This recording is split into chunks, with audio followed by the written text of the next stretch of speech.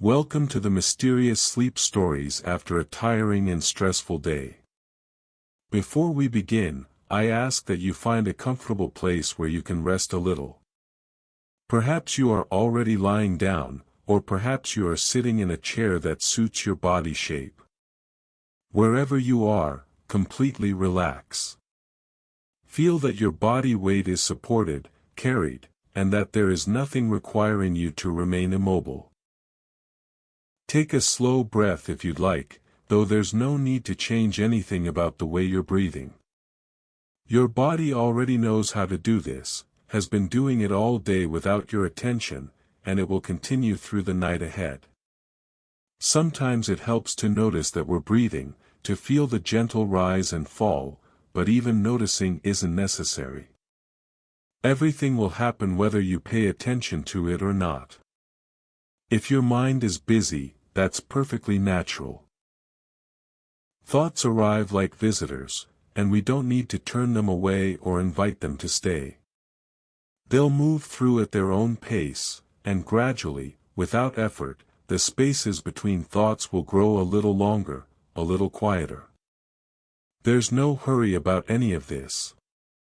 Time has softened and stretched here, and nothing is waiting for you except rest. In a moment, I'm going to take you somewhere small and quiet, somewhere the world has already grown dim and gentle. But before we go there, let your shoulders drop just a little, let your jaw relax, let your hands rest open or closed, however they naturally want to settle. Good. That's all you need to do. Now, let me tell you about a cobbler's workshop on a narrow street in London, where the evening has already arrived, and the day's work is slowly coming to rest. The shop sits between a tailor's establishment on one side and a stationer's on the other, three buildings pressed together like old books on a shelf, their brick faces darkened by years of coal smoke and weather. The street is narrow enough that two carts would struggle to pass each other, and the buildings on either side seem to lean in slightly, as though listening to one another across the gap. The cobbler's shop window is small, its glass old and slightly warped, so that the gaslight from the street lamp outside bends and spreads in uneven ways, making soft patterns that shift when anyone walks past. But no one is walking past now. The street has grown quiet with evening, and inside the shop, the cobbler has already bolted the door, sliding the simple iron bolt into its keeper with a sound that marks the end of the working day, a sound he's made so many times that his hand knows the movement without thought, knows the small resistance and then the settling click that means the shop is closed, the world is outside, and what remains is only the gentle work of putting things back in their places. The workshop is not large. From the front door, where customers stand when they come to collect their mended shoes or order new ones, to the back wall where the cobbler keeps his supplies and his small stove for heating tools, is perhaps 12 paces for a man of average stride. From the left wall, where the window looks out onto the street, to the right wall, where shelves hold finished work in pieces waiting for collection, is perhaps 8 or 9 paces. The ceiling is low, crossed with dark beams that have been there longer than anyone can remember, beams that bear the marks of age and smoke, that creak sometimes when the wind is strong, though tonight there is no wind, only the settled stillness of an October evening that has arrived without fuss. The floor is made of wide wooden boards, oak or elm perhaps, though their original color has long been obscured by the patina of use, by the oils and dyes that have been spilled over the years, by the patient wearing away that happens when the same feet cross the same path day after day. Near the workbench, the boards are particularly worn, smooth and slightly dished in the places where the cobbler stands most often, where his weight has pressed down through all the years of his trade. In other places, the floor is darker, stained by drops of leather dye or water or the various preparations he uses in his work, each mark a small record of a task completed, a shoe mended, a sole attached. The light in the workshop comes from two sources now that the door is closed and the street is shut away. On the workbench, which runs along most of the left wall beneath the window, an oil lamp burns with a steady, modest flame, its glass chimney clean, its wick trimmed to the proper length so that it neither smokes nor gutters but maintains a constant glow that pushes back the darkness without trying to banish it entirely. The lamp sits in the same spot every evening, just to the right of where the cobbler works, positioned so that its light falls across the bench at the angle he needs, illuminating the leather and tools without casting his own shadow across his work. The second source of light is smaller, a candle in a simple brass holder that rests on a shelf near the back of the workshop, where the cobbler keeps his personal things, a tin for his tea, a cup, a small book that he sometimes reads for a few minutes before going upstairs to the rooms where he lives. This candle is lit more out of habit than necessity, a small gesture toward warmth, toward the kind of gentle light that makes a space feel inhabited rather than merely occupied. The workbench itself is the heart of the workshop, the place where everything happens, where leather is cut and shaped and stitched, where soles are fitted and heels are built up, where the transformation from raw material to finished shoe takes place through the application of skill and patience and time. The bench is perhaps 6 feet long and 3 feet deep, its surface scarred and stained and marked with decades of use. The wood, once a rich honey color, has darkened to something closer to deep amber, especially in the areas where the cobbler's hands rest most often, where the oils from his skin have worked their way into the grain. Along the back edge of the bench, a raised lip keeps small tools and pieces of leather from rolling off onto the floor. This lip is perhaps 2 inches high, worn smooth by the constant brushing of hands and tools, and along its length, small holes have been drilled at intervals, places where the cobbler can insert the handles of awls or small knives when he wants them standing upright and easily reached. Some of these holes hold tools now, their wooden handles smooth with use, their metal parts clean and ready for tomorrow's work. Other holes stand empty, waiting. On the bench surface, pieces of leather are laid out in a careful arrangement that speaks of work completed and work still pending. There are several soles, cut from thick leather that was once the shoulder of a large steer, each sole rough on one side where it will be attached to the upper part of the shoe, and smooth on the other side where it will meet the ground. These soles vary in size, some small enough for a child's shoe, others large enough for a working man's boot, and they rest in a loose stack, their edges aligned, waiting for tomorrow. Beside the soles, there are uppers, the parts of the shoe that cover the foot and ankle, these pieces already stitched and formed, some dark brown, others black, one pair a lighter tan color that catches the lamplight and seems to hold it. The uppers have been shaped on wooden lasts, forms carved to match the contours of a human foot, and though they've been removed from the lasts now, they still hold that shape, still curve and fold in ways that suggest the presence of the foot they'll eventually house. Near these larger pieces, there are smaller scraps, remnants left over from cutting out soles and uppers, pieces too small to make a complete shoe but too large to throw away, because a cobbler learns not to waste anything, learns to see the possibility in even the smallest fragment. These scraps might become reinforcing patches, or tongue linings, or any of the dozens of small pieces that go into making a shoe last through years of wear. They're arranged in a pile, not carefully stacked but not carelessly thrown either, just gathered together in the way that useful things are kept close at hand. The tools of the trade rest in their places along the bench and on the wall behind it. There are knives, several of them, each with a slightly different blade suited to a particular task, for scoring leather, or cutting it, or skiving it thin along edges that will be folded or glued. The blades catch the lamplight, showing the care that's been taken to keep them sharp, to maintain them properly, because a dull tool is worse than no tool at all, requiring more force, producing less precise results, making the work harder than it needs to be. There are awls, their sharp points designed to pierce leather and create the holes through which stitching will pass, their handles worn smooth and dark from the pressure of the palm pushing them through resistant material. Some of the awls are straight, others curved, because different types of stitching require different angles of approach, and a cobbler learns which tool to reach for without thinking, his hand knowing before his mind does which all the task requires. Hammers rest in a row, their heads varying in size and weight, because driving a tack into a delicate lady's shoe requires a different touch than attaching a thick sole to a working boot. The handles of these hammers are darkened with age and use, the wood compressed where fingers have gripped, the balance of each hammer known to the hand that lifts it, familiar as the weight of one's own arm.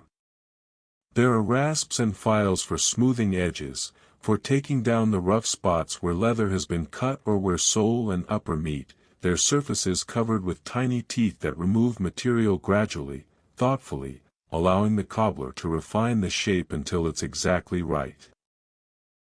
These tools are kept clean, their teeth free of the leather dust that accumulates during use, because clogged tools work poorly, and at the end of each day, the cobbler takes a moment to brush them clean, to maintain them as carefully as he maintains the shoes themselves. Spools of thread stand in a wooden rack on the wall, heavy thread waxed to help it slide through leather, to make it resistant to moisture and wear. The thread comes in several colors to match the different shades of leather, though most of it is neutral tones, browns and blacks and tans, colors that blend with the work rather than calling attention to themselves. Each spool is wound tightly, the thread pulled to the proper tension, ready to be cut to length and threaded through the eye of a needle when stitching needs to be done. The needles themselves are kept in a small wooden box with a sliding lid, sorted by size, from the finest ones used for delicate repair work to the heavy, almost nail-like needles used for stitching thick boot soles. The cobbler knows each needle by feel, can reach into the box and find the one he needs without looking, his fingers recognizing the thickness of the shaft, the length of the point, the subtle differences that distinguish one from another. Beside the tools, in an earthenware jar, brushes of various sizes stand with their bristles pointing upward. These are used for applying polish and dye, for working oil into leather to keep it supple, for spreading glue along edges that need to be joined. The bristles are stiff but not harsh, firm enough to spread materials evenly but gentle enough not to scratch or damage the leather's surface. Some of the brushes show their age, their bristles worn down from years of use, but they're still serviceable, still capable of the work they were meant to do. On a shelf above the bench, tins and jars hold the various preparations the cobbler uses in his trade. There's beeswax, yellow and fragrant, used for waterproofing and finishing. There's neatsfoot oil, rendered from the feet of cattle, which keeps leather soft and prevents it from cracking or drying out. There are dyes in several colors, though mostly browns and blacks, because those are what people want, what suits the practical nature of everyday shoes. There's glue, a preparation made from animal hides and hooves, which must be heated to use but which forms a bond stronger than most stitching when it's applied correctly.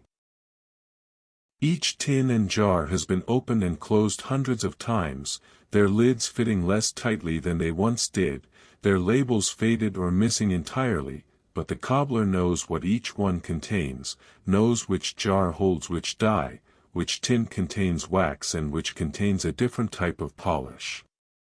He doesn't need to read labels. His hands know these things, know the weight and feel of each container, know which one to reach for when a particular task requires a particular preparation. The stove near the back of the workshop has been allowed to die down now that the day's work is finished. Earlier, It held a fire hot enough to heat the glue pot and to warm the irons used for pressing and shaping leather, but now only a few coals glow softly in its belly, giving off a gentle warmth that takes the chill from the October air without making the workshop uncomfortably warm. The stove is small and plain, designed for utility rather than appearance, its iron surface marked with the residue of years of use, but it serves its purpose well, providing heat when heat is needed and asking for nothing more than to be fed coal and cleaned out occasionally. Near the stove, a coal scuttle holds enough fuel for tomorrow's fire, black lumps that will burn slowly and steadily, providing the controlled heat that the cobbler's work requires. Beside the scuttle, a poker and small shovel rest against the wall, their handles worn smooth, their purposes simple and clear. The walls of the workshop are the same brick as the outside of the building, though here they've been covered with whitewash that has yellowed with age and smoke, taking on a warm, creamy color that softens the light from the lamp and candle, that makes the space feel contained and peaceful rather than cramped. In places, the whitewash has flaked away, revealing the red-brown brick beneath, but these imperfections don't trouble the cobbler.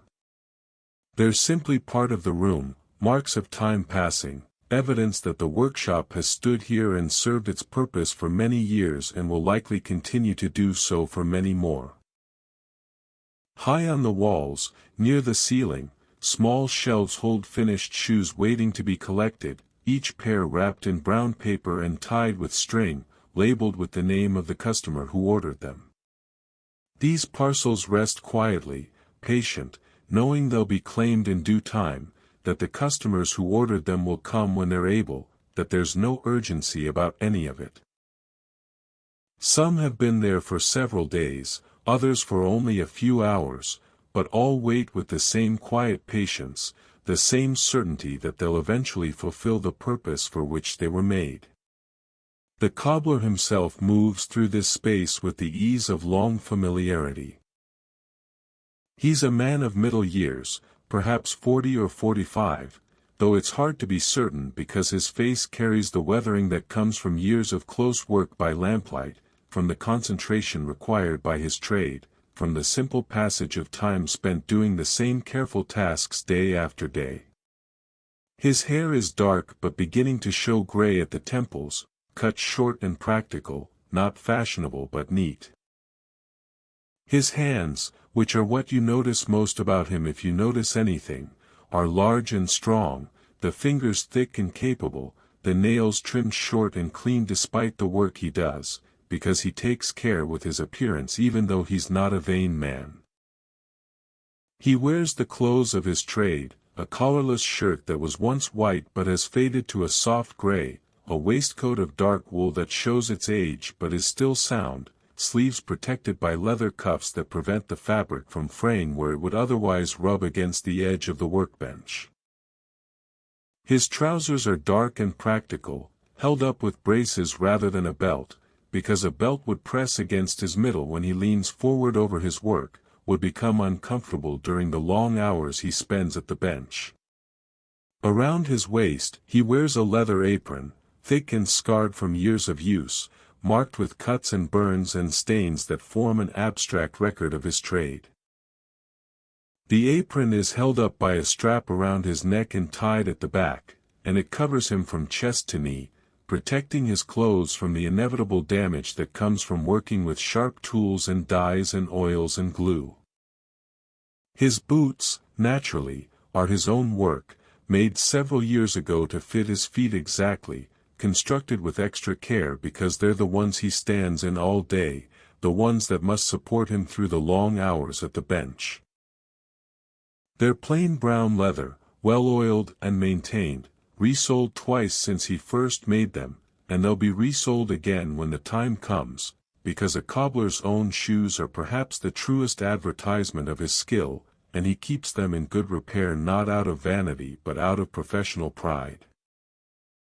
Now, as the evening settles deeper around the workshop, the cobbler is engaged in the quiet work of putting things away, of returning tools to their proper places, of arranging the leather pieces on the bench so they'll be ready for tomorrow's work, of moving through the familiar routines that mark the end of each working day. These routines are not hurried. There's no rush about any of it. Each action follows the one before it in a sequence that has been repeated so many times that it requires no thought, no decision, only the gentle application of habit and care. He picks up a knife from where it rests on the bench, a straight-bladed knife used for cutting leather, and examines it briefly in the lamplight, checking the edge, making sure it's clean and ready for tomorrow. The blade catches the light and throws it back, showing that it's been properly maintained, properly sharpened, and he nods slightly, a small gesture of satisfaction, before setting it in its place on the wall rack, sliding it into the wooden holder that keeps it secure and accessible. Another knife follows, this one with a curved blade used for skiving leather thin along edges, and he gives it the same attention, the same brief examination, before placing it beside the first. The motion of his hands is unhurried, deliberate, almost ceremonial in its carefulness, as though each tool is being honored for the work it's done, acknowledged before being set aside until it's needed again. The awls come next, 3 of them that have been used during the day, their points dulled slightly by being pushed through tough leather. He takes a small whetstone from a drawer beneath the bench, a fine-grained stone kept moist with a few drops of oil, and he touches the point of each awl to it, turning the tool slowly, maintaining the angle, sharpening the point back to the proper degree of keenness. The sound this makes is very quiet, just a whisper of metal against stone, a sound that speaks of care being taken, of tools being respected, of the kind of attention that prevents problems before they occur. When the awls are sharp again, he wipes them clean with a rag, removing the tiny particles of leather that have accumulated in the metal, and he sets them in their places, their points resting in the holes drilled along the back of the bench, their handles standing upright like small sentinels, ready and waiting. He gathers the scraps of leather that have accumulated during the day, the small pieces that were trimmed away or left over from cutting larger shapes, and he sorts through them with his fingers, separating them by size and type, because even scraps have their uses and must be organized so they can be found when they're needed. The larger pieces go into one box, the smaller ones into another, and the truly tiny fragments, the ones too small to be used for anything, go into a third container that will eventually be emptied into the stove to help start tomorrow's fire, because even the smallest scraps can serve a purpose if you know how to use them properly. The pieces of work in progress, the sawls and uppers that are waiting to be assembled, he arranges carefully on the bench, positioning them so he'll know exactly where to begin tomorrow morning, so that no time will be wasted in sorting or searching or trying to remember which pieces go together. Each pair is kept together, the left sole with the left upper, the right with the right, and he places a small slip of paper between each set, a note in his own handwriting that identifies the customer and any particular instructions they've given about the work. This attention to organization is not fussy or obsessive. It's simply practical, the result of years of experience that have taught him that time spent organizing at the end of the day is time saved at the beginning of the next, that chaos in the morning can be prevented by establishing order in the evening, that the workshop functions best when everything has its place and returns to that place when it's not in use. He takes a brush and sweeps the surface of the workbench, gathering up the dust and small fragments of leather that have accumulated, the inevitable debris of a day's work. The bristles make a soft, rhythmic sound as they move across the wood, and the dust and fragments gather into a small pile that he brushes into his cupped hand and then deposits in the container with the other scraps that will feed tomorrow's fire. The bench surface, cleared now of debris, shows its age and character more clearly, the grain of the wood visible beneath the patina of use, the small scars and stains that mark where particular tasks have been performed over the years. He wipes down the tools that have been in contact with glue or dye, using a damp rag to remove any residue before it can harden and make the tools difficult to use. The rag itself is stained with years of such cleaning, its original color long forgotten, transformed into a patchwork of browns and blacks and grays that overlap and blend into one another. When he's finished with it, he hangs it on a nail near the stove, where it will dry before tomorrow, ready to be used again. The lamp on the workbench continues to burn steadily, its flame neither rising nor falling, maintained at the same height by the consistency of the wick and the fuel, by the simple mechanisms that govern such things.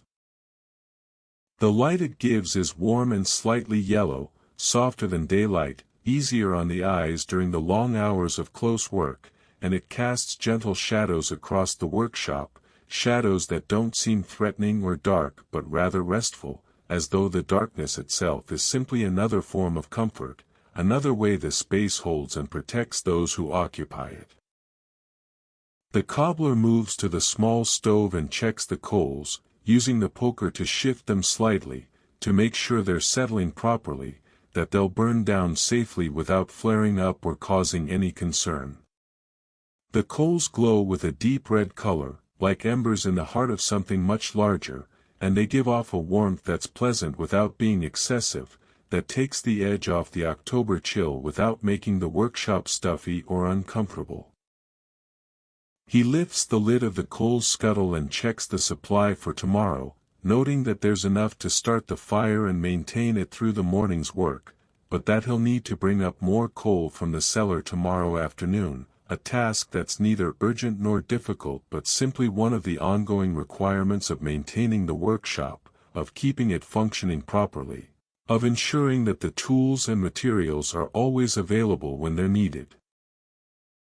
Beside the stove, on a small shelf, sits a kettle, and he picks it up and shakes it gently, listening to the sound of the water inside, judging by its weight and the way it moves whether there's enough for a cup of tea or whether he should fill it before tomorrow morning. The kettle is old and slightly battered, its copper surface darkened by years of heating and cooling, its handle wrapped with a piece of leather to prevent it from becoming too hot to hold, and it sits on the shelf with the patient readiness of an object that knows its purpose and fulfills it day after day without complaint. He decides there's water enough and sets the kettle back in its place, making a mental note to fill it tomorrow morning, adding that small task to the dozens of others that make up the routine of running the workshop, the endless small attentions that keep everything functioning smoothly, that prevent problems before they occur, that allow the work to proceed without interruption or difficulty. On the shelf near the candle, there's a tin that holds tea, and beside it a small cup, plain earthenware with no decoration, chipped slightly at the rim but still serviceable, still capable of holding hot liquid without leaking, still doing the job it was made to do. The cobbler sometimes makes himself tea in the evening before going upstairs, sometimes sits for a few minutes at the bench with the cup warming his hands, letting the day settle, letting his mind quiet, but tonight he feels no particular desire for tea, no need for the ritual, and so the tin and cup remain where they are, waiting patiently for another evening when they'll be needed. He walks slowly around the perimeter of the workshop, checking that everything is as it should be, that no tools have been left in places where they might be damaged or cause problems, that no scraps of leather have fallen into corners where they might be forgotten, that the space is ready to receive him tomorrow morning when the work begins again. This circuit of the room is another ritual, another part of the closing routine, and his feet follow the same path they follow every evening, moving from the front door along the left wall past the workbench, then across the back of the room past the stove and the shelves of supplies, then forward along the right wall past the shelves of finished work, and finally back to where he started. As he walks, his eyes take in the familiar details of the workshop, details he's seen so many times that he almost doesn't see them anymore, except that he does, except that his eyes and mind are still noting them, still confirming that everything is in order, that nothing has changed in ways that require attention or action. It's the kind of seeing that happens below the level of conscious thought, the kind of awareness that comes from intimate familiarity, from years spent in the same space performing the same tasks, from the deep knowledge that develops when a person and a place exist together over time. The brick walls, the wooden floor, the low ceiling with its dark beams, the window with its warped glass, the door with its simple bolt, the workbench with its tools and materials, the stove with its dying coals, the lamp with its steady flame, the candle with its smaller light, all of these exist together in a kind of harmony, a balance that doesn't require maintenance because it maintains itself. That doesn't need to be thought about because it simply is, the way the workshop is, the way it's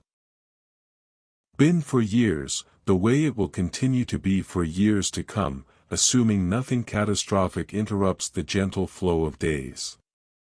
The cobbler reaches the front door again and pauses there, his hand resting lightly on the bolt, and he stands for a moment looking back into the workshop, seeing it all at once, the whole space contained in a single glance, familiar and safe and exactly as it should be.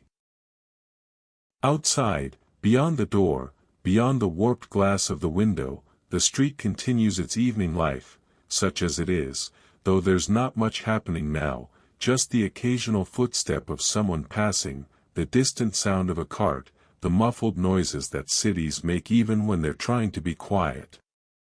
But inside the workshop, there's a quality of stillness that feels complete, that feels like an actual presence rather than merely the absence of noise or motion.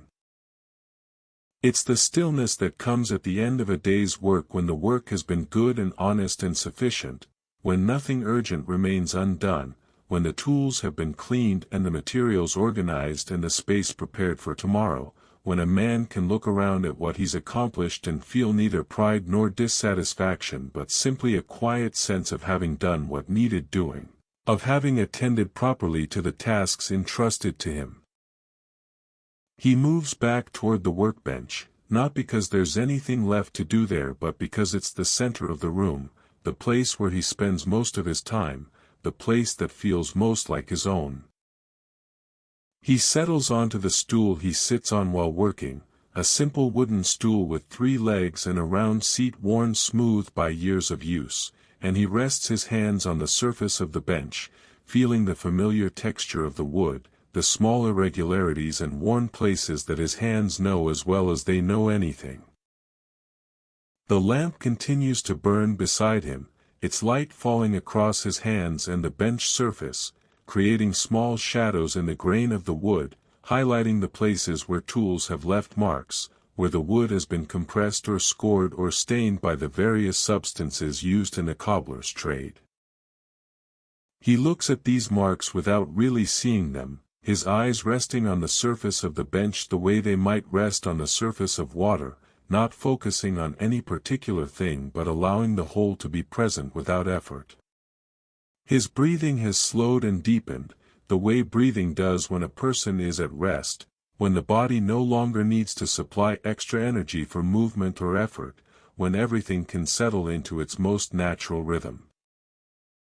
The workshop breathes with him, or seems to, the air moving gently around the lamp flame, the shadows shifting almost imperceptibly, the whole space existing in a kind of slow, patient duration that feels as though it could continue indefinitely, as though time itself has softened and spread out, no longer moving forward in the usual urgent way but simply being present, simply existing without need or direction.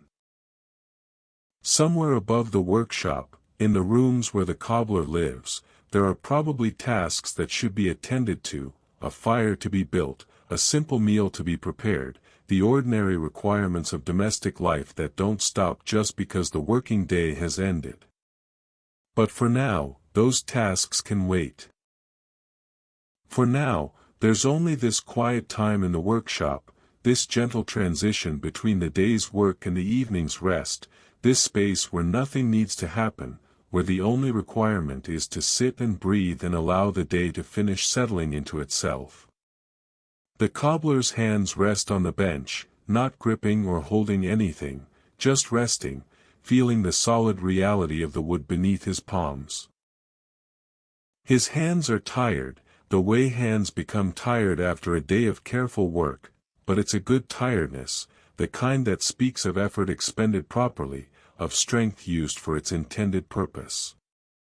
The muscles in his fingers and palms ache slightly, a dull, not unpleasant sensation that he's so accustomed to that he barely notices it anymore. That's simply part of what it means to do his work, part of the physical reality of being a cobbler.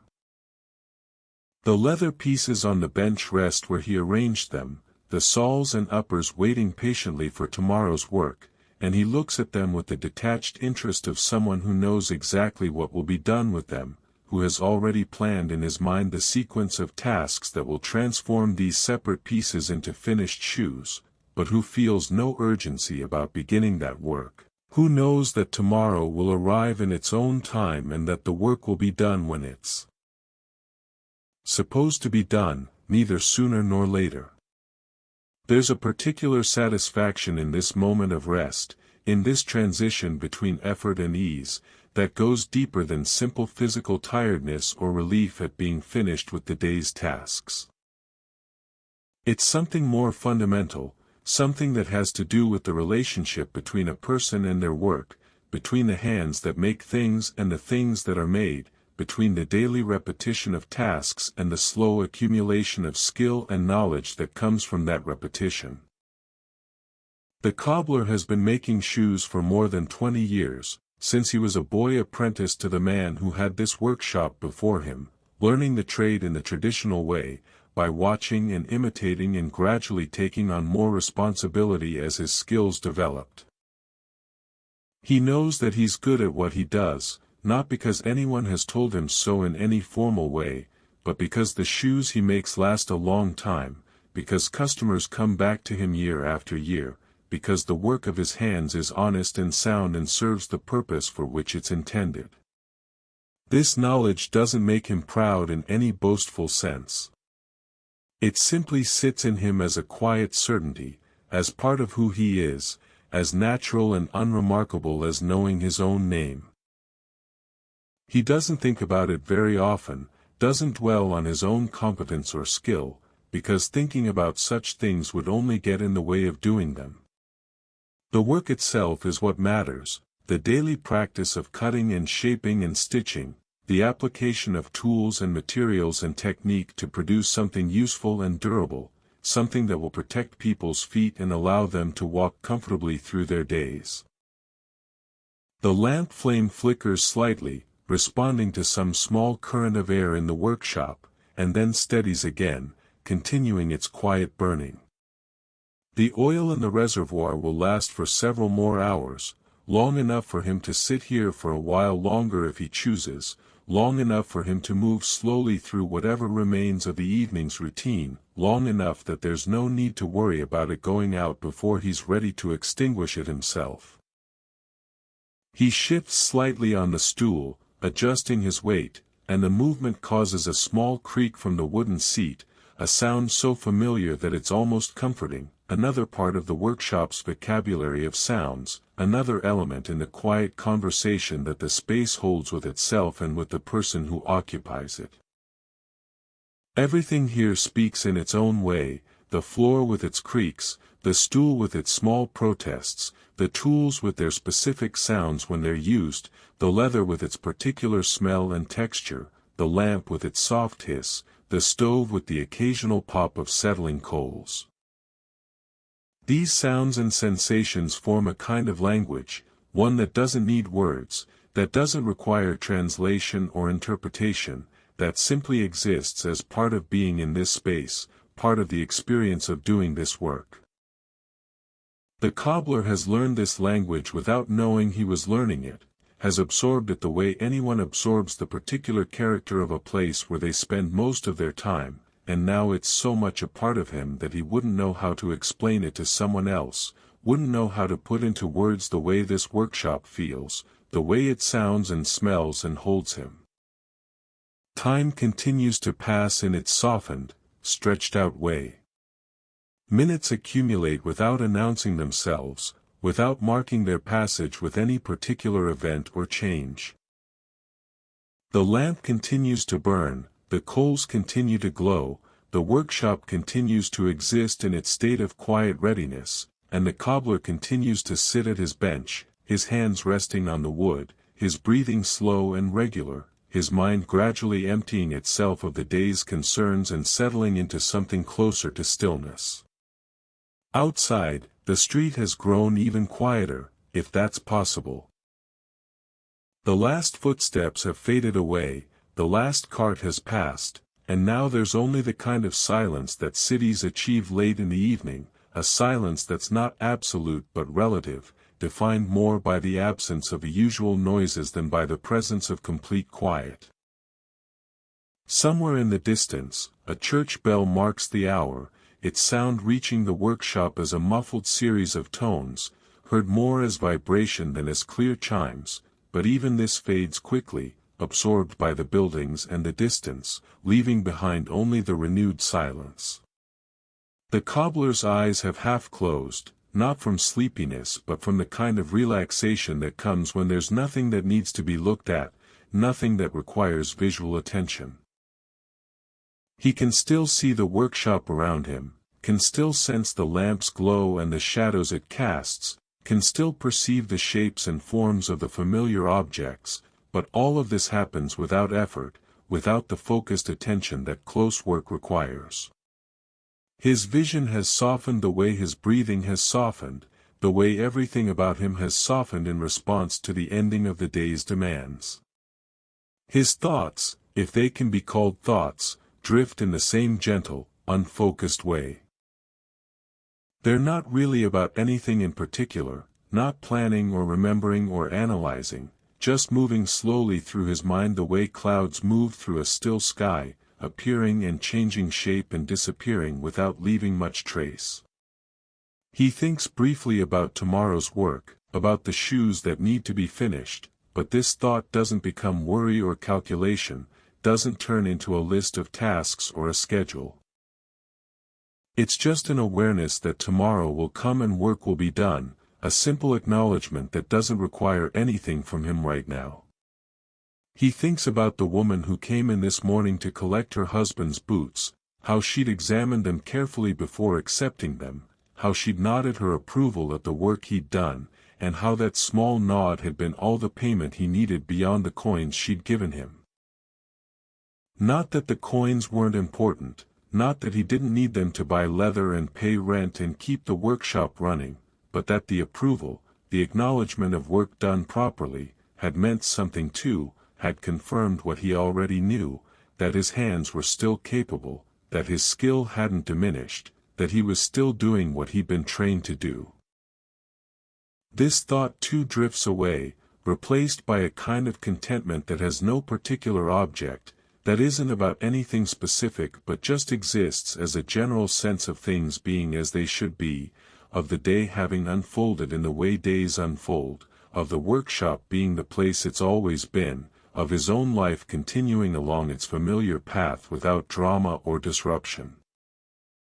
It's not happiness exactly, not in the excited or elevated sense, but something quieter and more sustainable, something closer to peace. The workshop holds this peace without comment, without drawing attention to it. The walls stand where they've always stood, the ceiling presses down with its familiar weight, the floor supports everything that rests upon it, and all of this happens without fanfare, without any sense that something special or remarkable is occurring. It's just an evening in a cobbler's workshop, just the ordinary conclusion to an ordinary day, just the gentle transition from work to rest that happens in thousands of workshops and homes and businesses across the city, across the country, across the world, every single evening, unremarkable and precious precisely because of its unremarkability. The cobbler's hands shift slightly on the bench, his fingers spreading and then relaxing, and he becomes aware of the texture of the wood beneath his palms in a way he hadn't been a moment before, as though his attention, having nowhere else to go, has settled into the immediate sensations of touch and pressure, into the simple physical fact of his hands resting on a surface that has supported them through thousands of hours of work. The wood is cool but not cold, smooth but not slippery, solid but not hard in any uncomfortable way. It's simply there, reliable and present, asking nothing, giving what's needed. He lifts one hand and looks at it in the lamplight, turning it slowly, examining the palm and then the back, seeing it as though for the first time, though of course he's seen his own hands countless times before. The palm is marked with calluses in the places where tools press most frequently, small raised areas of thickened skin that protect the flesh beneath, that make it possible to grip and push and pull without injury. The lines that cross the palm are deepened and darkened by the accumulated residue of his trade, by leather dust and dye and oil that have worked their way into the creases, creating a kind of map that's both universal, the pattern all human palms share, and entirely particular to him, shaped by the specific work his hands have done. The fingers are strong and slightly bent, not from arthritis or injury but from the constant gripping of tools, from the repetitive motions that have gradually shaped them into forms that serve the work more efficiently. The nails are trimmed short and clean, kept that way not from vanity but from necessity, because long nails interfere with close work, catch on leather, make it difficult to feel the materials properly.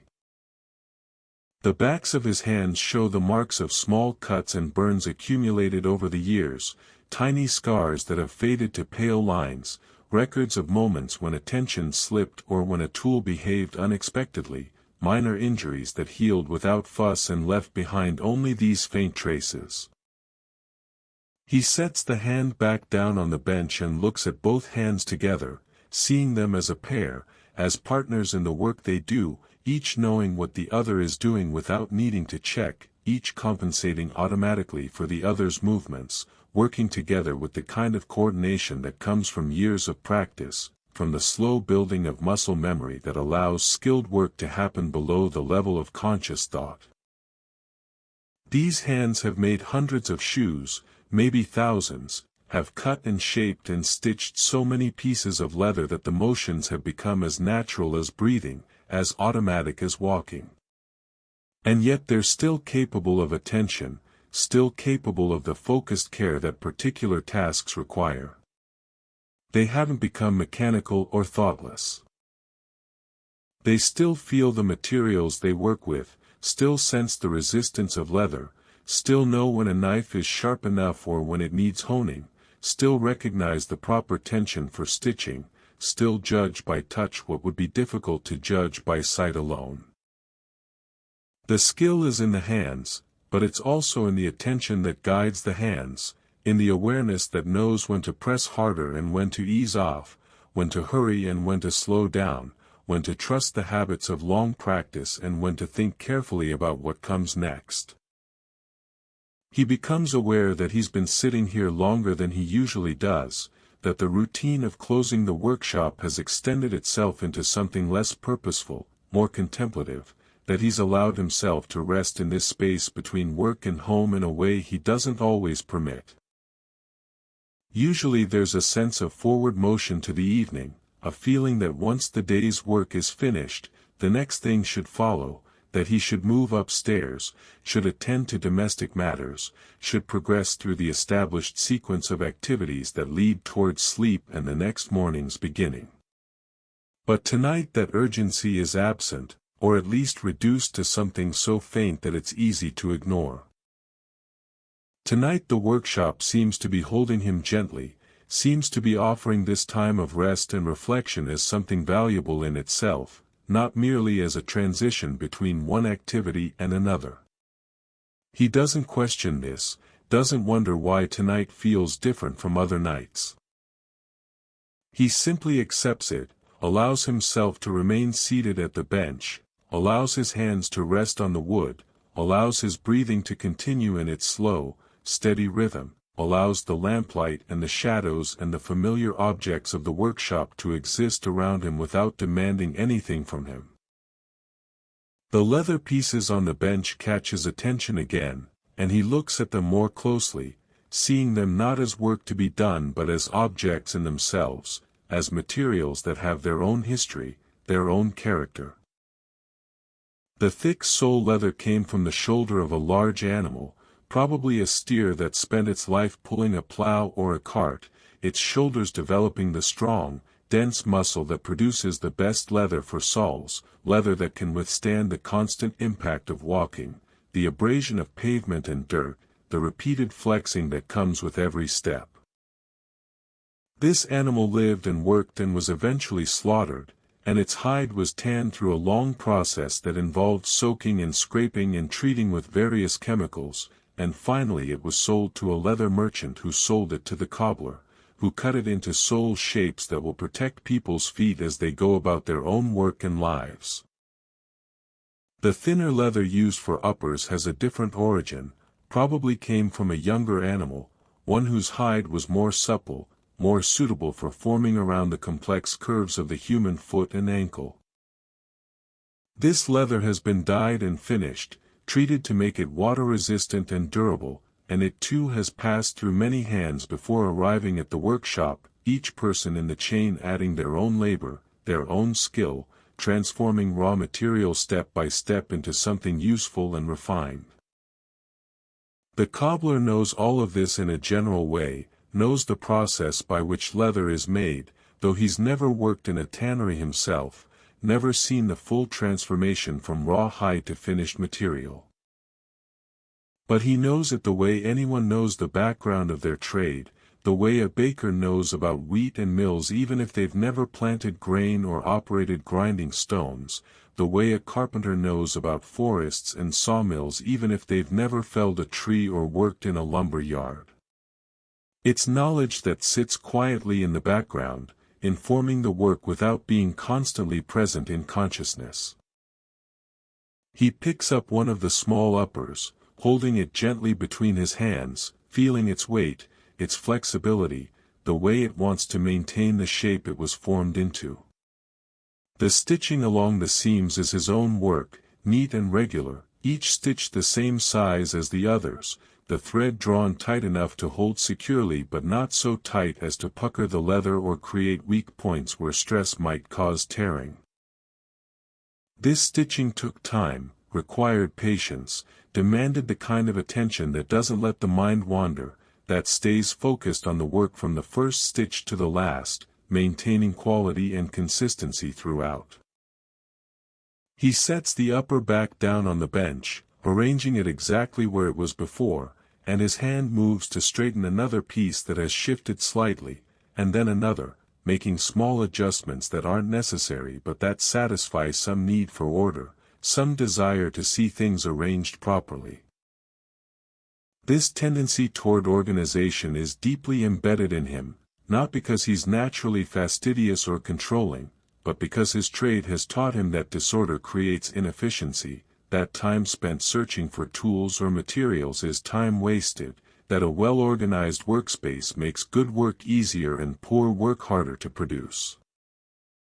The lamp flame has burned down slightly, the wick consuming itself gradually, and the light in the workshop has diminished just a little, become fractionally dimmer, though the change is so gradual that it's barely perceptible. In another hour or two, the lamp will need to be refilled or extinguished, but for now it continues to give adequate light, continues to push back the darkness sufficiently, continues to make the space feel inhabited and warm rather than empty and cold. The cobbler's gaze travels around the workshop again, following the same path his feet followed earlier, moving from the door along the left wall, across the back, forward along the right wall, and returning to where it started.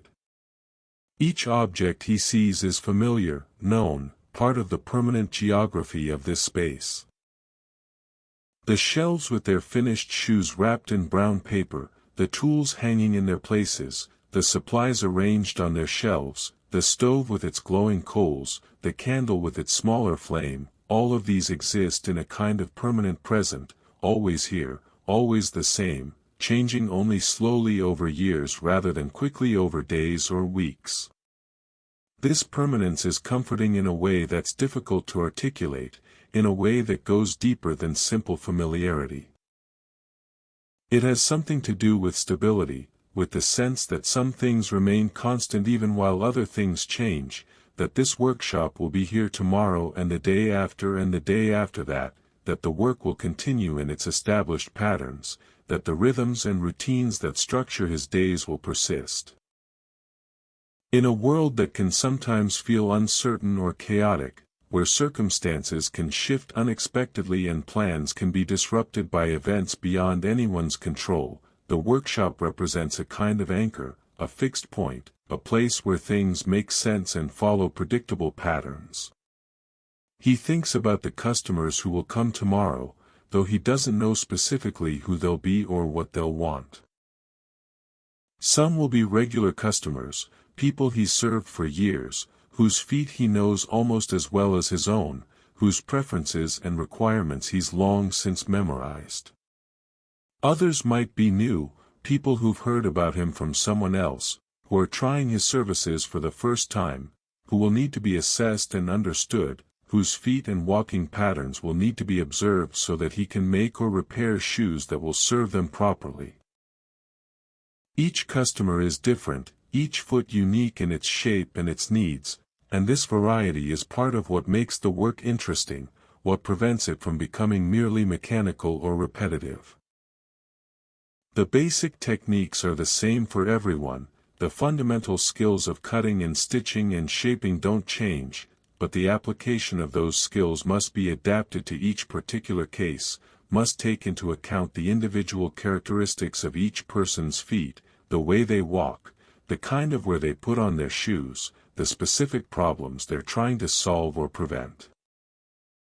Some customers have feet that are difficult to fit, feet that are unusually wide or narrow, feet with bunions or other deformities, feet that have been injured and healed in ways that changed their shape.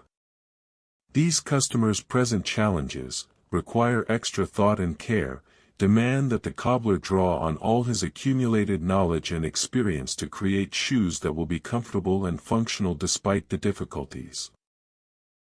But these challenges are also satisfying when they're met successfully, when a customer who struggled to find comfortable shoes reports that the ones he made fit perfectly, that for the first time in years they can walk without pain or discomfort.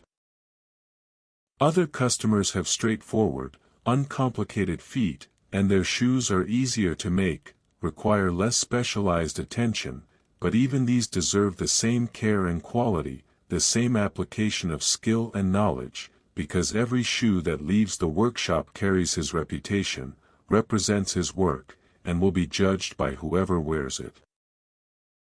He doesn't make some shoes well and others poorly, doesn't reserve his best work for important customers and give less attention to those who are less significant. Every shoe is made to the same standard, with the same care, because that's what his training taught him, what his own sense of integrity requires, what the tradition of his trade demands. The thought of tradition brings to mind the man who taught him, the previous cobbler who occupied this workshop before passing it on, who took him as an apprentice when he was just a boy and taught him everything he knows about making shoes. That man has been dead for nearly 10 years now, but his presence still lingers in the workshop, still exists in the tools that were his, in the techniques he passed on, in the standards he insisted upon, in the way he understood the relationship between a cobbler and his customers, between skilled work and honest service. The cobbler remembers his master's hands, larger than his own, scarred and stained from decades of work, but still capable of remarkable delicacy, still able to make stitches so fine and regular that they seemed almost mechanical, still able to judge the quality of leather by touch alone, to know without measuring whether a piece was thick enough or too thin, strong enough or likely to fail. Those hands had guided his own hands in the beginning, had shown him how to hold a knife, how to position an awl, how to pull thread through leather with just the right amount of tension, and though he's long since internalized those lessons, though his own hands now work independently without needing guidance, he still sometimes feels the ghost of that instruction, still sometimes hears his master's voice offering advice or correction, still sometimes wonders what the old man would think of the work he's doing now. He hopes he would approve, hopes he would see that the lessons were learned and have been faithfully applied, that the standards have been maintained, that the tradition continues. But he'll never know for certain, and perhaps that not knowing is part of what keeps him careful, keeps him attentive to quality, keeps him from becoming complacent or careless. The dead master continues to teach simply by being remembered, simply by existing as a standard against which present work can be measured, and this ongoing relationship with the past is part of what gives the work its meaning, its connection to something larger than just making a living or filling orders or getting through each day. The workshop itself is part of that tradition, part of that larger story. These walls have sheltered cobblers for longer than anyone can remember, have witnessed the making of thousands upon thousands of shoes, have absorbed the sounds and smells and rhythms of the trade until they seem to hold it all within themselves, seem to emanate it back into the space, making the workshop feel like more than just a room with tools and materials, making it feel like a place where something important happens, where useful work is done with care and skill, where the needs of ordinary people are met with attention and honesty. The cobbler shifts his weight on the stool again, easing a slight stiffness in his back, and becomes aware of his own tiredness in a way he hadn't been before, a gentle fatigue that has been building through the day and is now making itself known, not unpleasantly but simply as information, as his body's way of saying that rest is needed, that the day has been long enough, that the time has come to finish whatever remains unfinished and to seek the comfort of his rooms upstairs. But still he doesn't move, not yet, because there's something about this moment that seems worth preserving, worth extending just a little longer, some quality of peace or stillness or simple being that feels valuable, that feels like something he should pay attention to rather than rushing past in his hurry to get to the next thing. He's not usually given to such pauses, not usually inclined to sit and reflect when there are tasks to be completed, but tonight the workshop itself seems to be insisting on this time, seems to be holding him gently in place, and he finds himself willing to be held, willing to sit and breathe and let the minutes pass without filling them with activity or purpose. The candle near the back of the workshop has burned down considerably, its flame smaller than it was, its wax pooled around the base of the wick, and he makes a mental note to replace it tomorrow, to ensure that there's always a spare candle available because even small lights matter, even the minor comforts of a well-lit space are worth attending to. This thought leads to others about maintenance and supplies, about the ongoing requirements of keeping the workshop functional, but these thoughts don't gain much traction, don't develop into the kind of mental list-making that sometimes occupies his mind in the evenings. They simply arise and fade, like everything else tonight, part of the general drift of awareness that doesn't settle on anything for very long.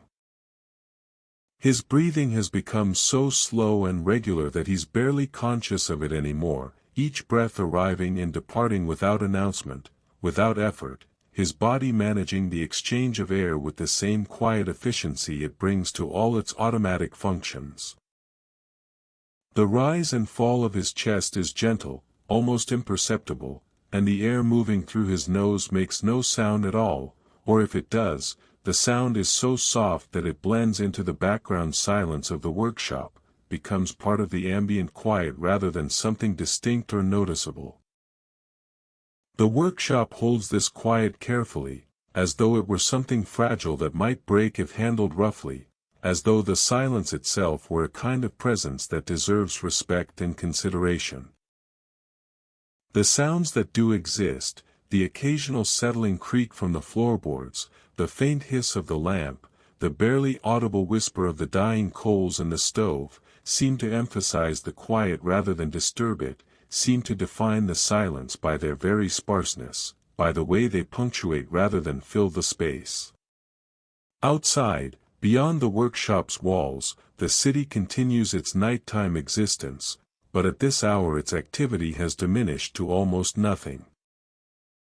The shops along the street are closed, their windows dark, their owners gone home or gone upstairs to their own rooms. The traffic that fills the street during the day, the carts and carriages and pedestrians, has ceased almost entirely. Occasionally, very distantly, there might be the sound of footsteps on pavement, someone walking home late, someone beginning a night shift, someone going about whatever business takes them through the streets at this hour, but these sounds are so far away, so muffled by distance and walls and the general absorption of sound that the city performs, that they barely register as events, barely create ripples, and the workshops contain stillness. The cobbler has closed his eyes now, not because he's falling asleep but because there's no longer any need to keep them open, no particular reason to look at things he's already seen, things that will be there whether he's watching them or not. With his eyes closed, his awareness of the workshop shifts slightly, becomes less visual and more tactile, more about the feel of the stool beneath him, the texture of the wood under his hands, the warmth of the air around his face, the weight of his own body settling into itself. He can still sense the lamplight through his closed eyelids, can perceive it as a general brightness, a warm glow that speaks of the lamp's continued burning even though he's not directly observing the flame. This awareness is somehow comforting, this knowledge that the light persists whether he's watching it or not, that the workshop continues to exist in its complete form even when he's not actively perceiving every detail of it. Time continues to pass, though its passage has become so smooth and unmarked that measuring it would be impossible without consulting the clock, which sits on a shelf near the supplies but which the cobbler isn't looking at, isn't thinking about, because for these moments time's exact measurement doesn't matter. What matters is only this gentle, stretched-out duration, this extended present that doesn't seem to be moving toward anything in particular, that simply exists as itself. His hands have relaxed completely on the bench, the fingers slightly curved, the palms resting flat, all tension gone from them. These hands that work so hard during the day, that grip and push and pull and manipulate materials and tools for hours at a time, have been given permission to rest, to do nothing, to simply be hands rather than instruments of labor, and they seem grateful for this permission, seem to settle more deeply into stillness with each passing moment. The cobbler's mind has emptied to a remarkable degree, has released its usual cargo of thoughts and concerns and plans and memories, has become something closer to a quiet space than to an active processor of information. Thoughts still arise occasionally, small observations or fragments of memory, but they don't develop into anything substantial, don't demand attention or engagement, they simply appear and dissolve like bubbles rising through water, present for a moment and then gone, leaving no trace. There's a particular quality to this mental quietness that's different from sleep, different from the unconsciousness that will eventually claim him when he goes upstairs to bed. This is a waking stillness, a conscious rest, a state in which he's aware of being at rest, aware of the workshop around him, aware of his own breathing and the feeling of sitting on the stool, but not engaged in any act of thinking or doing, just present, just here, just existing in this moment that seems to have separated itself from the usual flow of time. The leather on the bench has taken on a different character in the lamplight, or perhaps his perception of it has changed, become more attentive to its particular qualities. He can see, even with his eyes closed, or perhaps remember seeing, the way the light catches on the smooth surface of the uppers, the way it's absorbed by the rougher texture of the soles, the way different types of leather respond differently to the same illumination, some reflecting, some absorbing, each expressing its own material nature through its interaction with light. This variety in materials is one of the aspects of his work that he finds endlessly interesting, though interesting isn't quite the right word because it suggests something too active, too intellectual. It's more that he appreciates the differences, notices them, takes quiet satisfaction in the way each type of leather has its own character, its own way of behaving under the knife and the awl and the needle, its own requirements and possibilities. Some leather is stiff and resistant, requires significant force to work, but produces results that are strong and durable. Other leather is supple and yielding, easier to manipulate but requiring more care to avoid stretching or distorting it. Learning to work with these different materials, learning to adjust his technique to suit each type, to bring out the best qualities while compensating for limitations, has been one of the long, slow processes of his apprenticeship and the years that followed, a learning that continues even now because leather is a natural material, subject to variation, and each hide is slightly different from every other hide, each piece presenting its own particular challenges and opportunities. The cobbler's breathing has synchronized somehow with the gentle flickering of the lamp flame, or perhaps it's his perception that has created this synchronization, finding pattern and rhythm in things that aren't actually connected, but the effect is the same, a sense of harmony between his own body and the workshop's elements, a feeling that everything is moving together in some slow, peaceful dance that requires no music and no conscious choreography, that simply happens because everything is at rest and rest has its own natural rhythms.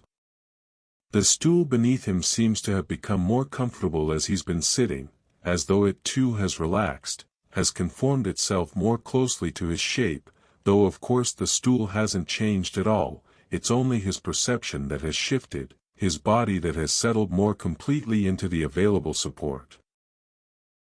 The wood of the seat holds him steadily, reliably, asking nothing, giving what's needed, and this simple exchange between person and object, between body and surface, seems somehow emblematic of larger things, though the cobbler doesn't pursue this thought, doesn't try to articulate what those larger things might be, just allows the feeling to exist without needing to understand or explain it. His awareness of the workshop's temperature has become more acute, or perhaps the temperature itself has changed slightly as the coals in the stove have continued to die down. The air is cool but not cold, comfortable but not warm, exactly the right degree of coolness to make sitting still pleasant, to encourage the kind of rest he's experiencing. If the workshop were warmer, he might feel sleepy in a way that would pull him toward bed. If it were colder, he might feel uncomfortable, might need to move to generate warmth or to fetch his coat. But as it is, the temperature is exactly right, exactly suited to this moment of stillness and quiet reflection. The wall behind him, the brick wall that forms the back of the workshop, radiates a gentle warmth that the stove has given it during the day, a residual heat that the bricks are slowly releasing back into the space.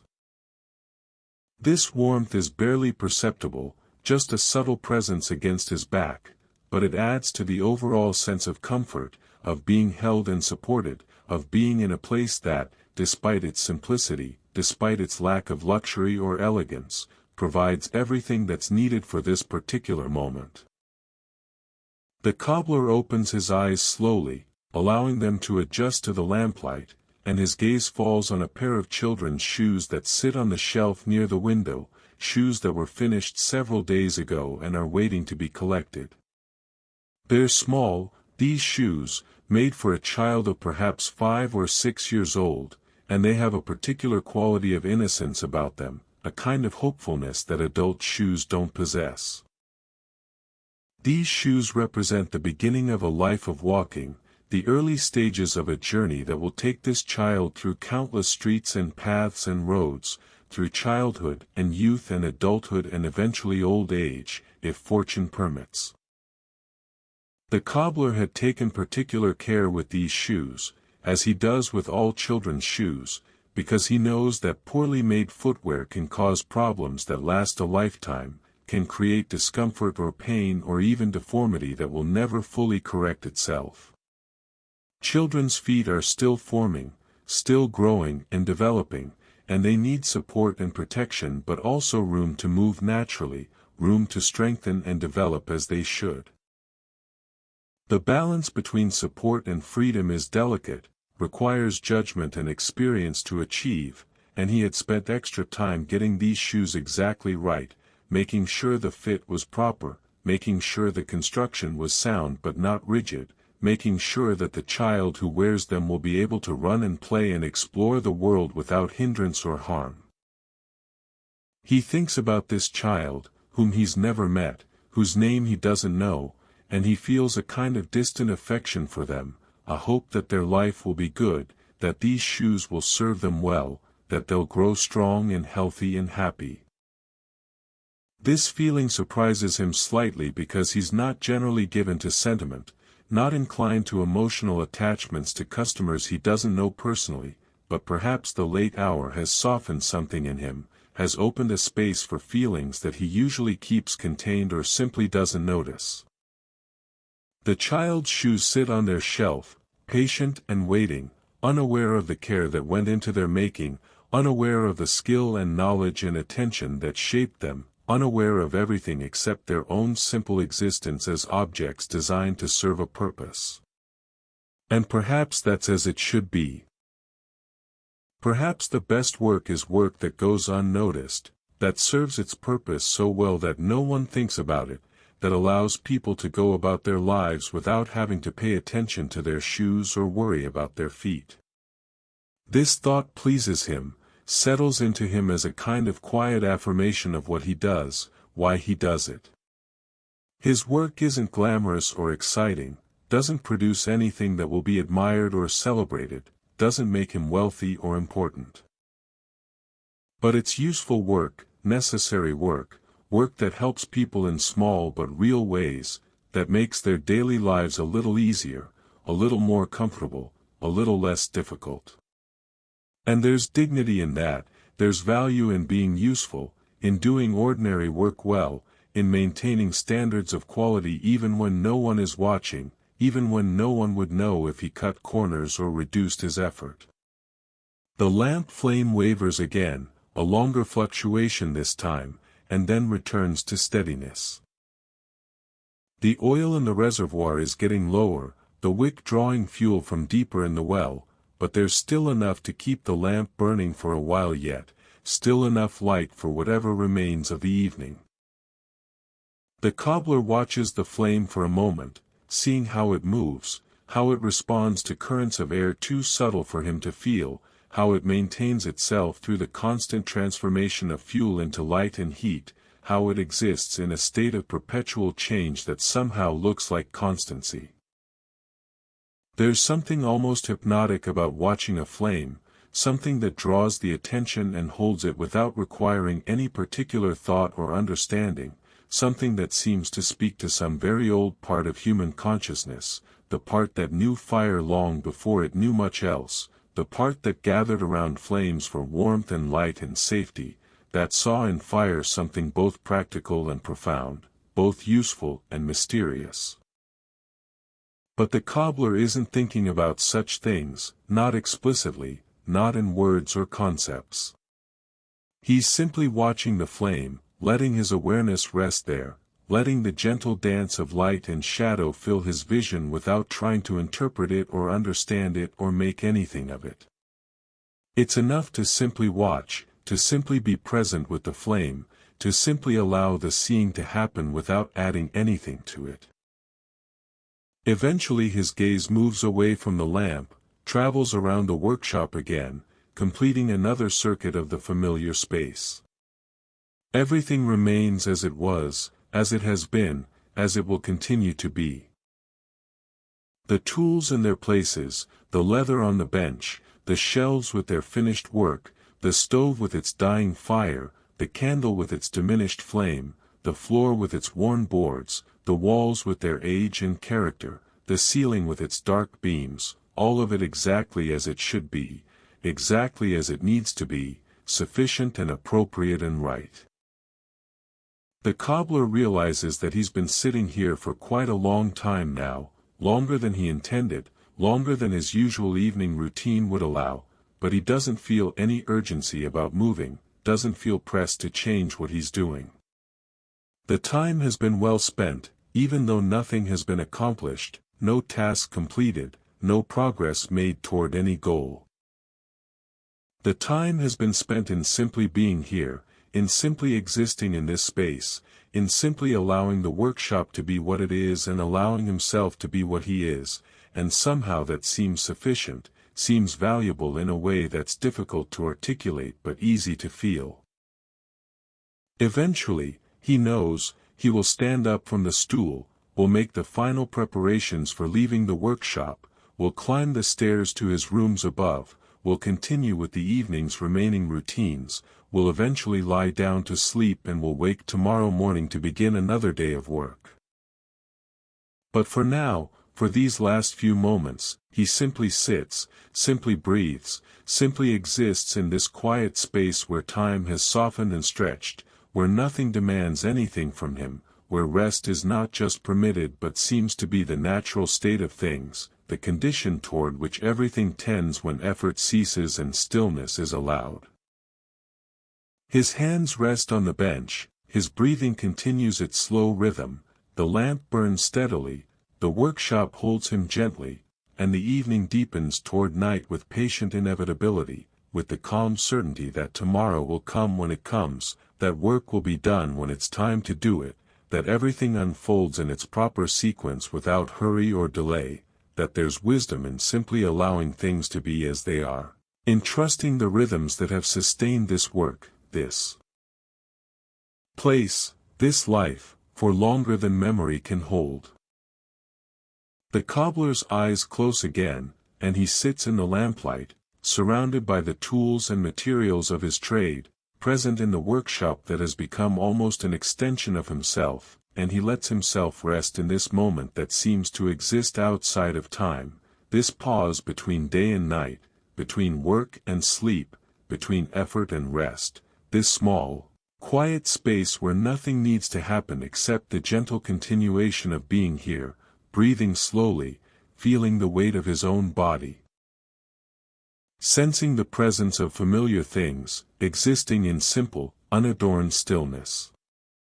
The lamplight continues to fill the workshop with its gentle, amber glow, and the cobbler's awareness, though still present, has softened further, become even more diffuse and unfocused than before. He's not thinking now in any deliberate way, not following chains of thought or contemplating particular subjects, just allowing his consciousness to rest in a state of receptive quietness, open to whatever impressions arise but not seeking them, not pursuing them, not trying to make sense of them or organize them into coherent patterns. Small sensations arrive and register without commentary.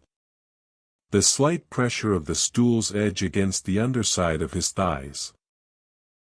The way his shoulders have rounded forward just a little, allowing his spine to curve in a posture that would be poor for working but is comfortable for resting.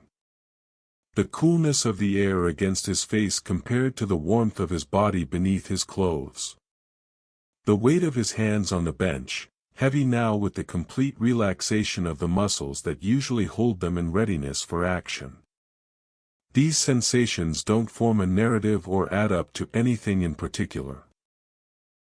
They're simply present, simply part of what it means to be sitting here in this moment, part of the texture of existence in this particular place at this particular time.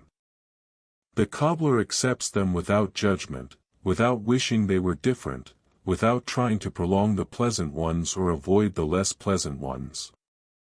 They're all just what is, and what is seems perfectly adequate, perfectly sufficient unto itself. The workshop's familiar smell has become more noticeable, or perhaps his attention has simply turned toward it, toward the complex combination of scents that defines this space.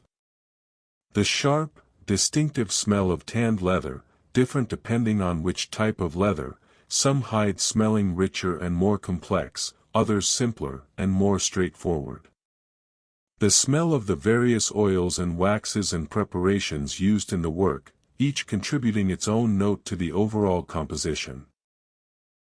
The smell of wood, both from the workbench and the floor and the stool, wood that has absorbed decades of other smells and now gives them back in modified form.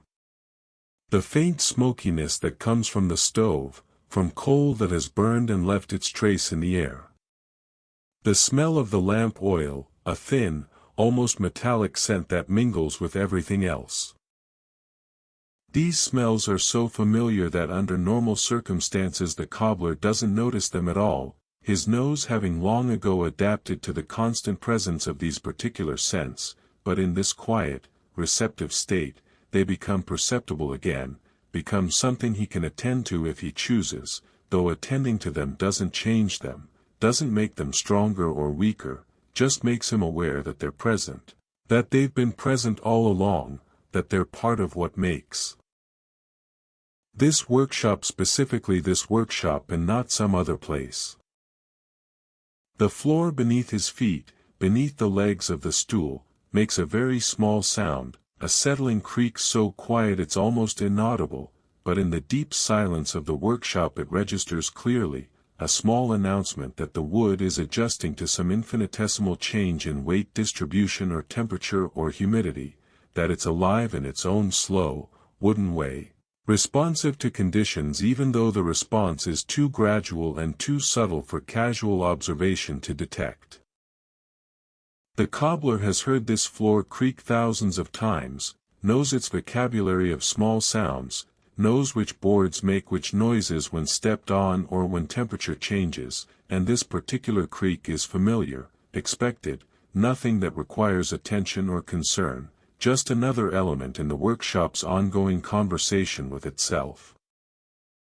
His breathing has slowed even further, if that's possible, each breath taking longer to complete, the pause between breaths extending, and yet he doesn't feel short of air, doesn't feel any need to breathe more deeply or more frequently.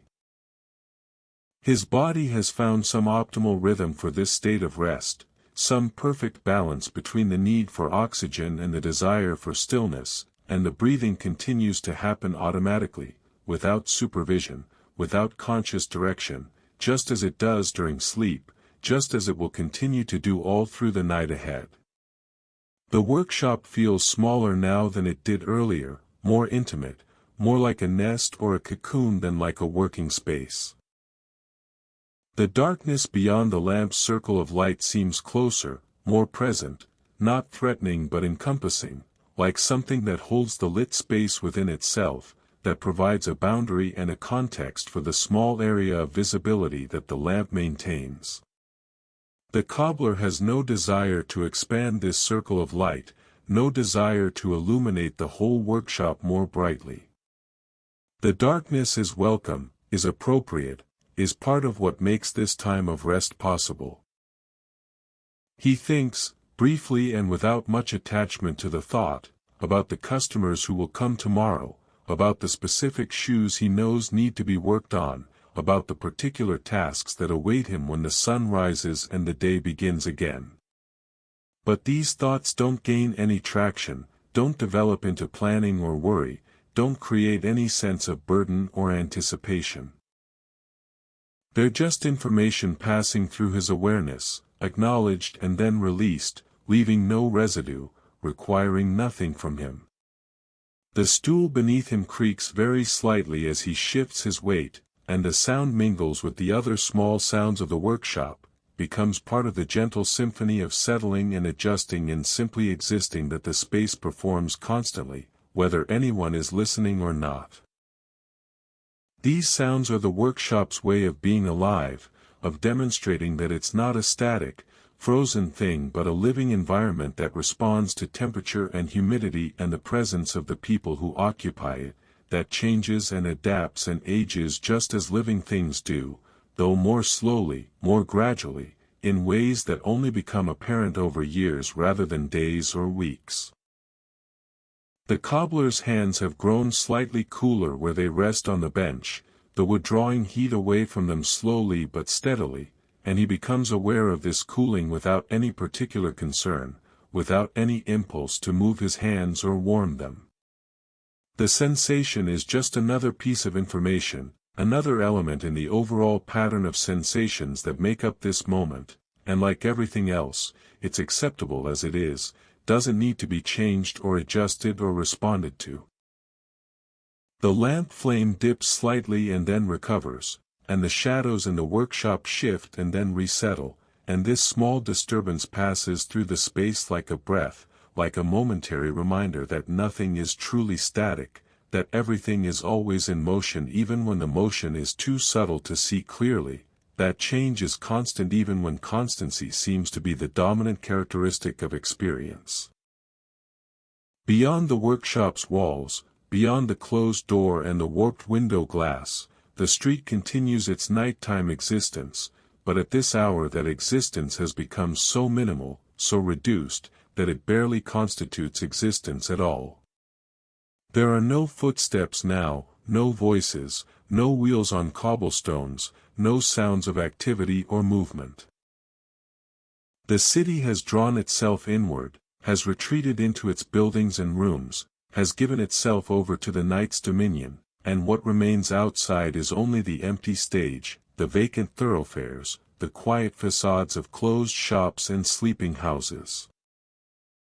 This external quietness seems to deepen the interior quietness of the workshop, seems to emphasize the quality of shelter and containment that the space provides, the sense of being inside while the world is outside, of being held and protected while the larger environment goes about its business or lack of business, indifferent to the small human concerns being harbored within these brick walls. The cobbler's sense of time has become completely unreliable, has dissolved into something that can't be measured or tracked without reference to external markers like clocks or the position of the sun. Minutes might be passing quickly or slowly, might be shorter than usual or longer, he has no way of knowing and no particular interest in knowing. The duration of this rest, this pause, this extended moment of stillness, is whatever it is, and whether it's been 5 minutes or 30 minutes or an hour doesn't change anything about the quality of the experience, doesn't make it better or worse or more or less valuable.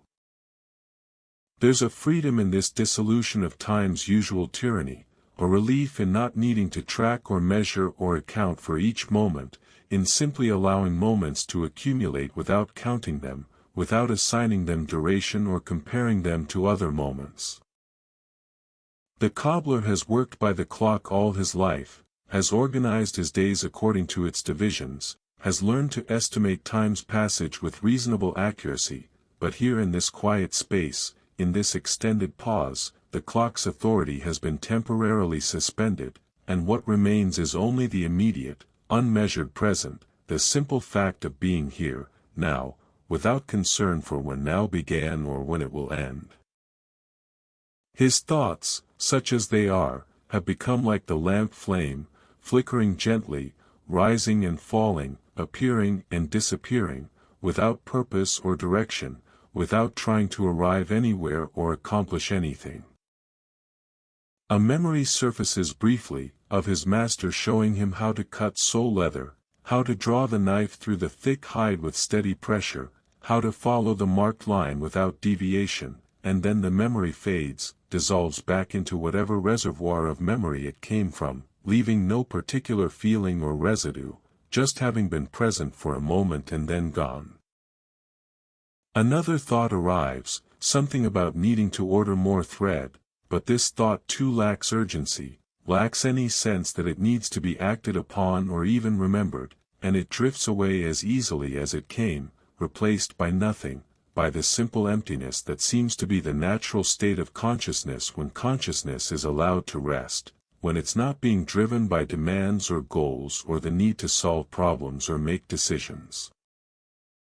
The cobbler's face has relaxed completely, the small muscles around his eyes and mouth releasing tension he didn't know they were holding, allowing his features to settle into an expression of perfect neutrality, neither happy nor sad, neither worried nor content, just present, just being, just existing without commentary or judgment.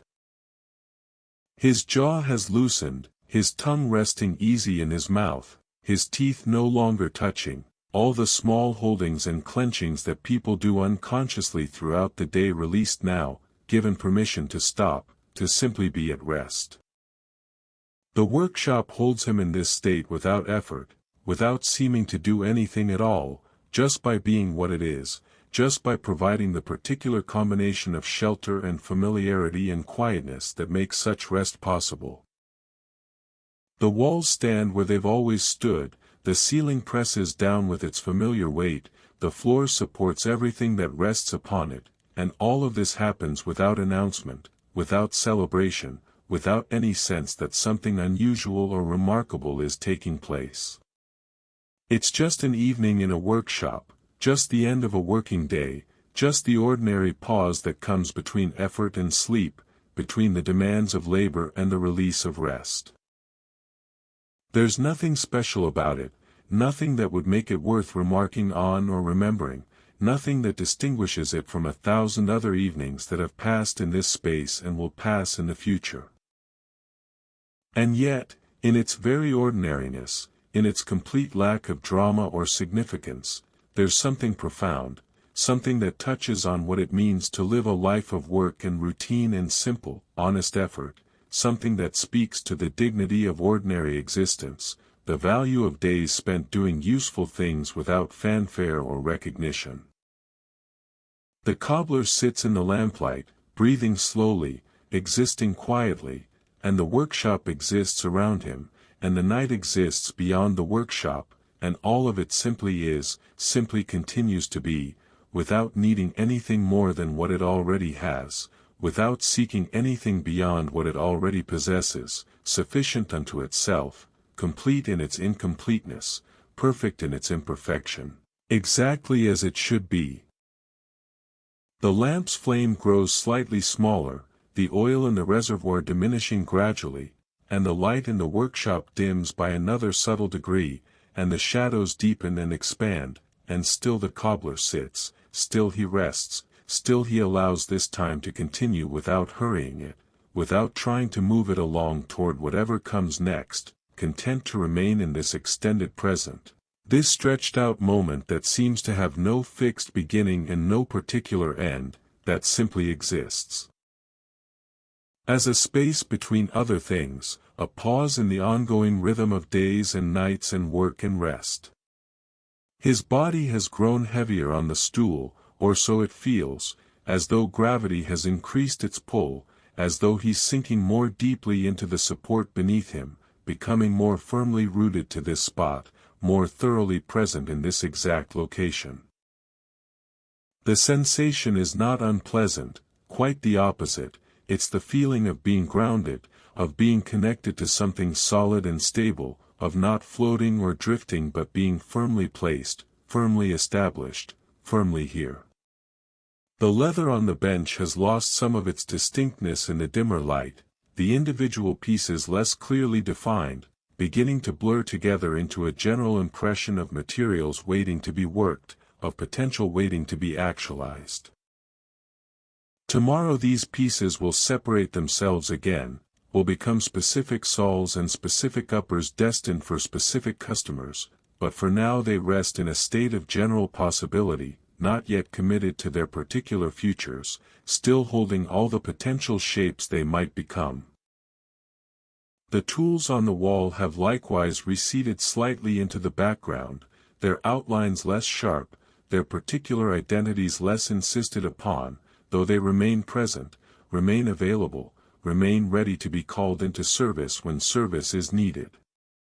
They hang in their places with the patience of objects that know their purpose and trust that they'll be used appropriately, that the hands that reach for them will know what to do with them, that the skills they serve are sound and reliable.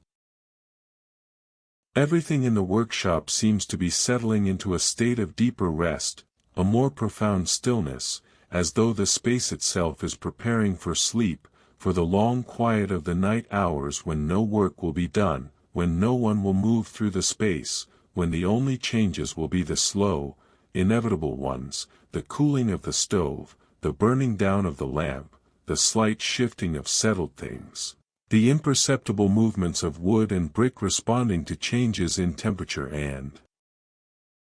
humidity. The cobbler's mind has become so quiet now that calling it thinking seems inaccurate, seems to attribute too much activity to what is essentially a state of receptive emptiness, of open awareness that receives impressions without organizing them, without interpreting them, without doing anything with them at all beyond simply noticing that they're present. He's not asleep, but he's not quite awake either, or rather he's awake in a different way than usual, awake without the usual busyness of consciousness, without the constant stream of thoughts and plans and memories and judgments that normally occupies the mind. This state feels natural, feels like something his body and mind know how to do without instruction, something they slip into easily when conditions are right, when the demands of the day have been met and released, when the space is safe and familiar, when there's nothing pressing that needs attention, nothing urgent that can't wait. It's a state of profound rest that's still conscious, still aware, still present, just not engaged in the usual activities that fill waking consciousness. The workshop continues to exist around him, continues to hold him, continues to provide the particular combination of shelter and familiarity that makes such rest possible, and it does this without effort, without intention, simply by being what it is, simply by having been this place for so long that its character is established, its nature settled, its way of being in the world firmly defined by decades of use and care and attention. Thank you for spending this quiet evening here, at the shoe repair shop, allowing yourself to relax in this peaceful place where time flows slowly and nothing is urgent. If these moments of tranquility have been good for you, you are welcome to return whenever you need this special serenity. And if you wish, you can mention in the comments where you listened this evening, or let the silence speak for itself. Either way, rest well. Remember, tomorrow is the first day of the rest of your life. Good night.